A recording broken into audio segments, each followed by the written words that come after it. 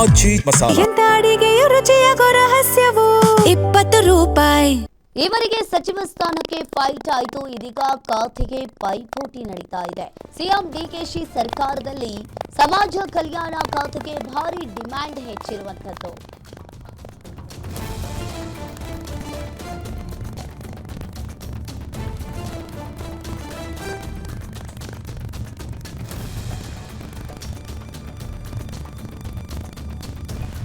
ಇನ್ನು ಸಮಾಜ ಕಲ್ಯಾಣ ಖಾತೆಗೆ ಎಡಗೈ ಬಲಗೈ ಸಮುದಾಯದ ಮಧ್ಯೆ ಬಿಗ್ ಫೈಟ್ ಶುರುವಾಗಿದೆ.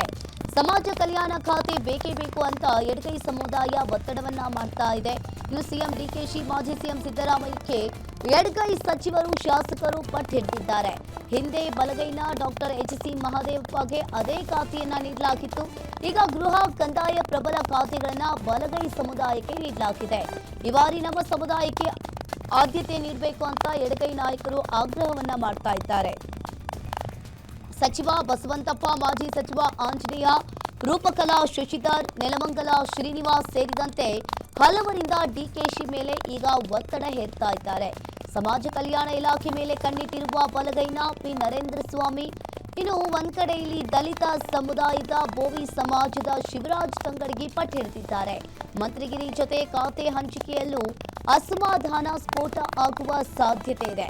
ಇನ್ನು ಒಂದ್ ಕಡೆ ಈಗಾಗಲೇ ಎಡಗೈ ಸಮುದಾಯ, ಬಲಗೈ ಸಮುದಾಯ ಈಗಾಗಲೇ ಭಾರಿ ಡಿಮ್ಯಾಂಡ್ ಅನ್ನ ಇಟ್ಟಿದ್ದಾರೆ. ಡಿಕೆ ಸರ್ಕಾರದಲ್ಲಿ ಸಮಾಜ ಕಲ್ಯಾಣ ಇಲಾಖೆ, ಇನ್ನು ಸಮಾಜ ಕಲ್ಯಾಣ ಖಾತೆಗೆ ಎಡಗೈ ಬಲಗೈ ಸಮುದಾಯದ ಮಧ್ಯೆ ಬಿಗ್ ಫೈಟ್ ಶುರುವಾಗಿದೆ. ಸಮಾಜ ಕಲ್ಯಾಣ ಖಾತೆ ಬೇಕೇ ಬೇಕು ಅಂತ ಹೇಳಿ ಎಡಗೈ ಸಮುದಾಯ ಒತ್ತಡವನ್ನ ಹೇರ್ತಾ ಇದೆ.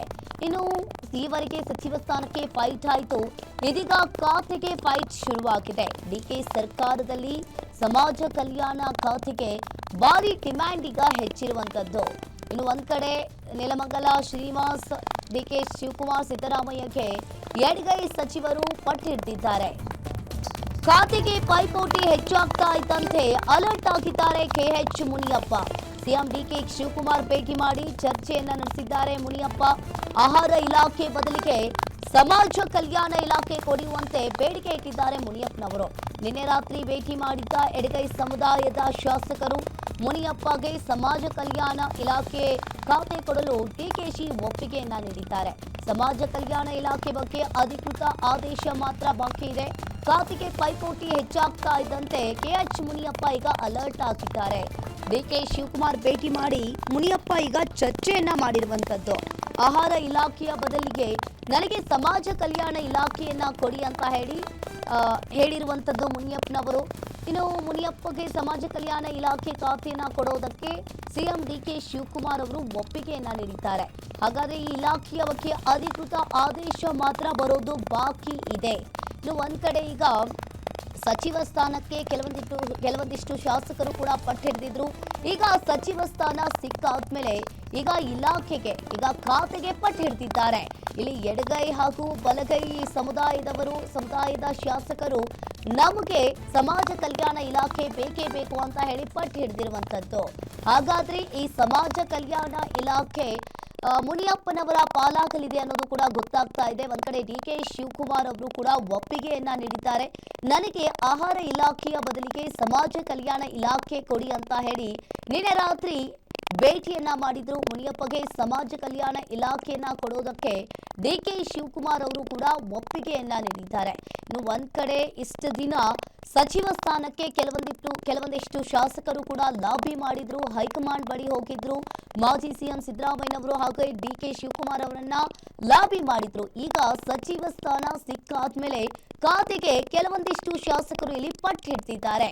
ಒಂದ್ ಕಡೆ ಎಡಗೈ ಸಮುದಾಯ, ಬಲಗೈ ಸಮುದಾಯ ನಿನ್ನೆ ರಾತ್ರಿ ಕೂಡ ಭೇಟಿ ಮಾಡಿದ್ರು. ಹಾಗಾದ್ರೆ ಈ ಸಮಾಜ ಕಲ್ಯಾಣ ಇಲಾಖೆ ಯಾರ ಪಾಲಾಗಲಿದೆ? ಹಾಗಾದ್ರೆ